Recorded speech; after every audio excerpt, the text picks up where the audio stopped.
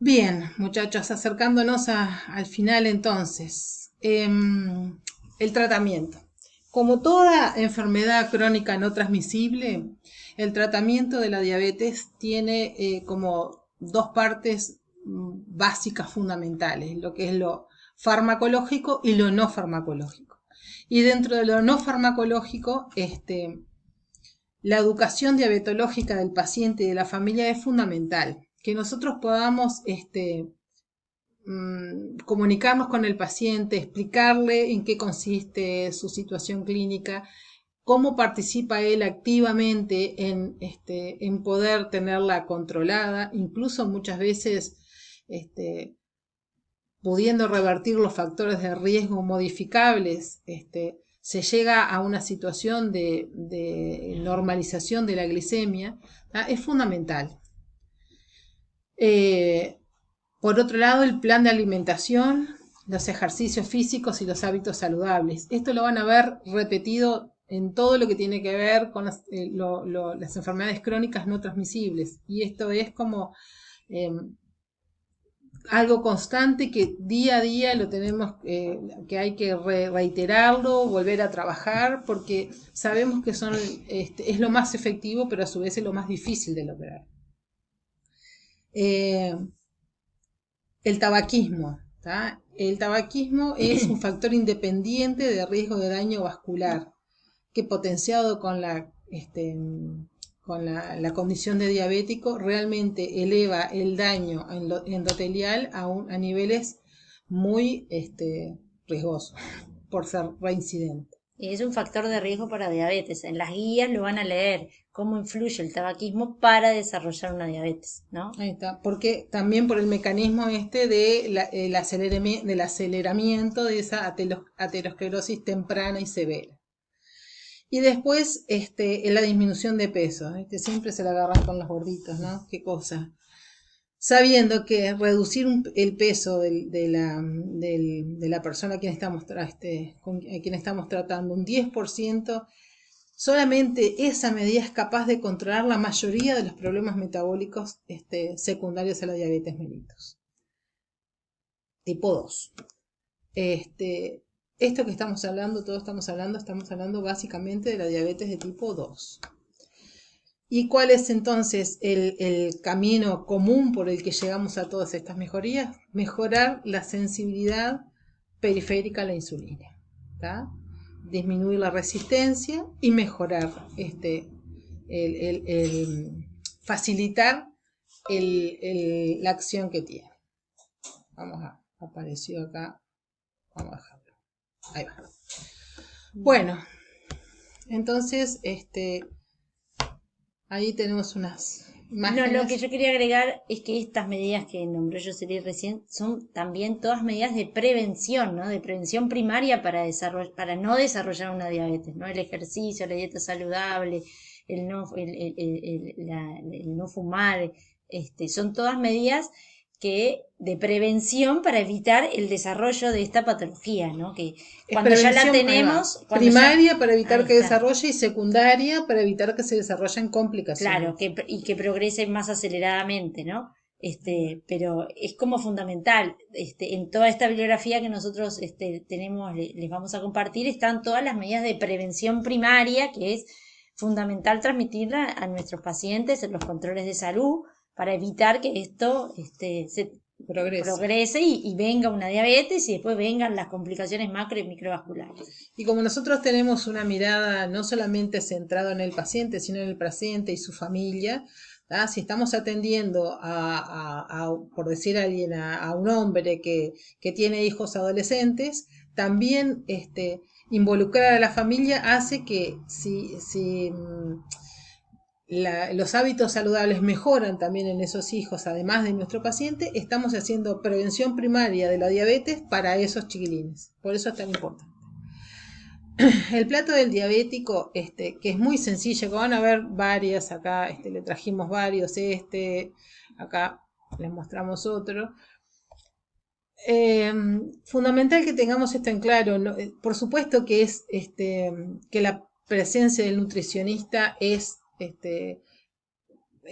como integrante del equipo es sumamente importante porque además tiene un conocimiento específico en todo lo que tiene que ver con la alimentación, pero no es necesario que vaya al nutricionista para recién comenzar este, el tratamiento dietético y los cambios de hábitos hacia una alimentación más saludable. Nosotros podemos plantear esto, ¿no? Decirle básicamente que la mitad del plato está representado por vegetales verdes, una cuarta parte del plato por proteínas, donde vamos a privilegiar la proteína de pescado, o sea, la carne blanca, magra, de pescados de alto contenido de omega 3, como los pescados lo que llaman azules, que son los de alta mar, y una cuarta parte del plato que va a estar representado por los hidratos de carbono, como pueden ser, acá en este caso los granos, me parece que fueron unos porotos ahí, o podría ser, yo que sé, polenta, o podría ser arroz, por ejemplo. Bien. Como decíamos, el ejercicio. Y el ejercicio no es solamente, bueno, hay que hacer ejercicio, sino que hay que prescribirlo de una manera clara, que la persona pueda tener una idea de a qué nosotros le llamamos un ejercicio adecuado para ayudar a controlar esto como factor de riesgo.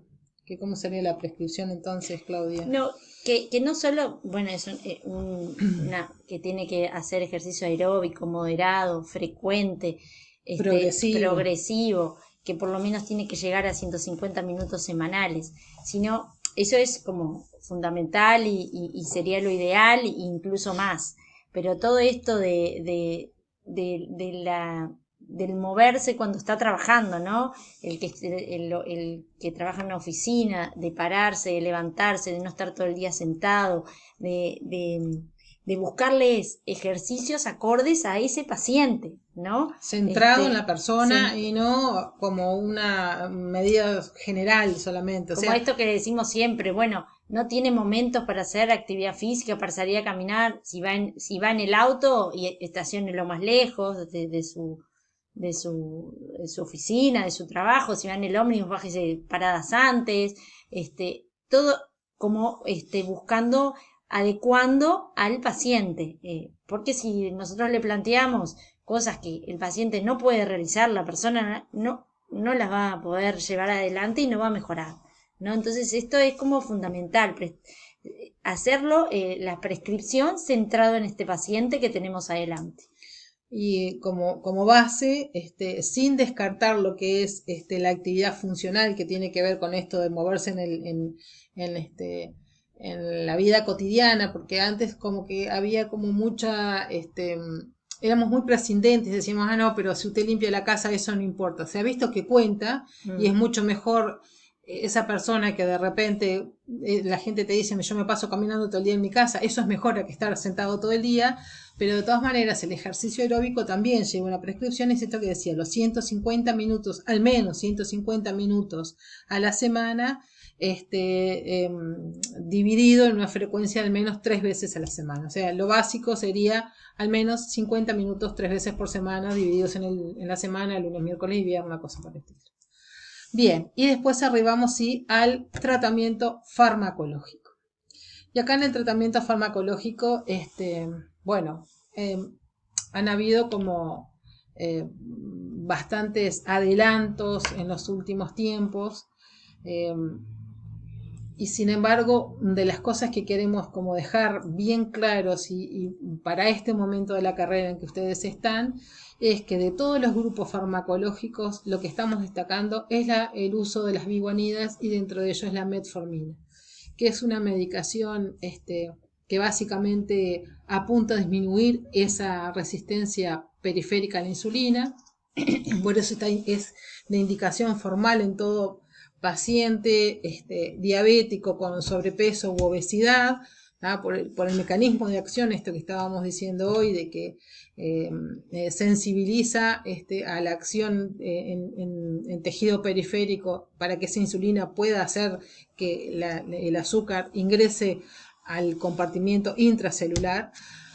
También contamos, y que además es una medicación muy segura, ¿tá? Por eso insistimos mucho en el uso de la metformina.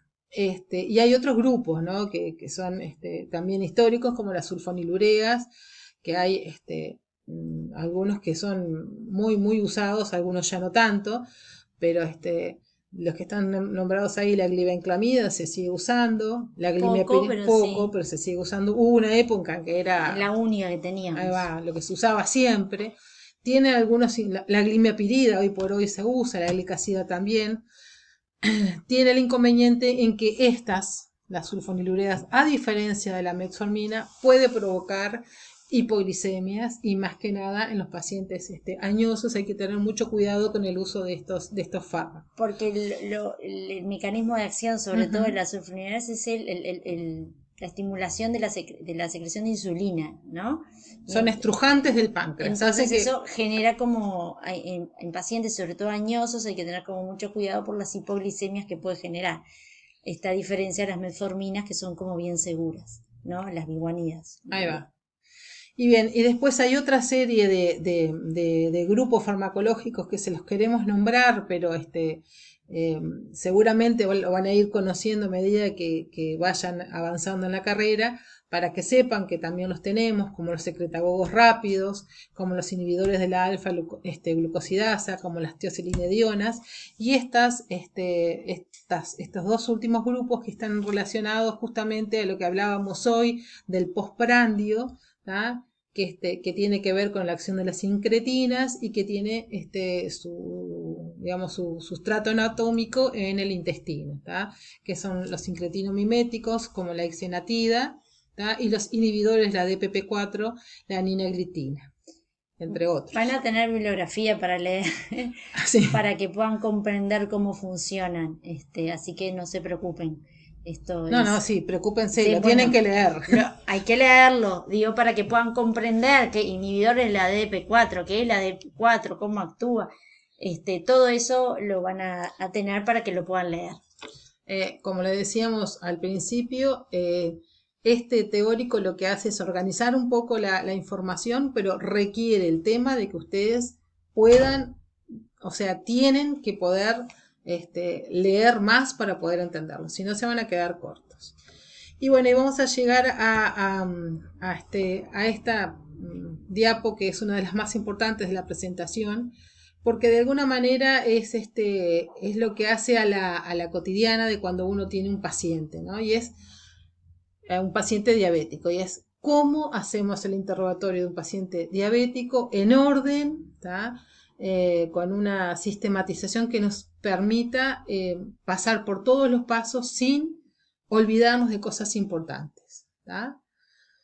Entonces, el orden que le proponemos es preguntarle a la persona, entonces, ¿usted sabe que es diabético? ¿Desde cuándo sabe que es diabético? ¿En qué circunstancias le hicieron el diagnóstico? No es lo mismo que haya hecho un síndrome diabético precoz y que haya debutado así, o que haya sido porque en una rutina de control, en un carnet de salud, le encontraron, por ejemplo, una glicemia alterada, por ejemplo. ¿Cuáles fueron sus cifras máximas? ¿Cuáles son sus cifras habituales de controles de glicemia? ¿Ha tenido episodios de descompensación? No solamente, puede ser una hiperglicemia con una cetoacidosis diabética, como puede ser de repente hipoglicemias frecuentes, ¿tá? Ahora, en nuestra época nosotros no le preguntábamos cuando éramos estudiantes sus cifras de hemoglobina glicosilada, Claro, porque no la hacíamos exacto. en nuestra época. Pero ahora, cuando nosotros le preguntamos cifras habituales de glicemia, también podemos incorporar cifras, si tiene idea de, y generalmente la tienen la mayoría de los pacientes, de sus cifras de hemoglobina glicosilada, porque las manejamos habitualmente con ellos y le decimos, mire, cuánto tiene que estar, cuánto no, mire, subió la hemoglobina glicosilada, no. Entonces ellos manejan muy bien eso, entonces está bueno incorporarla en el interrogatorio porque nos lleva a ver si el paciente viene controlando o no, si tiene idea de que viene controlando o no su glicemia. Bien, repercusiones en un orden cefalocaudal, ¿tá? Y de lo micro a lo macroangiopático, o sea, cabeza, ojo, corazón, riñones, miembros inferiores. ¿Cuál es el tratamiento que recibe y si tiene otros factores de riesgo cardiovascular? Esta base es fundamental para que ustedes puedan hacer en orden y evaluar todo lo necesario para un paciente diabético.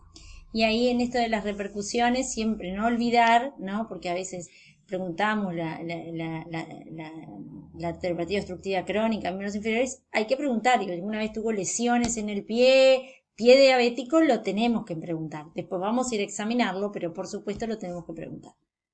Bien, y por ahí vamos cortando porque se nos termina este tiempito de video.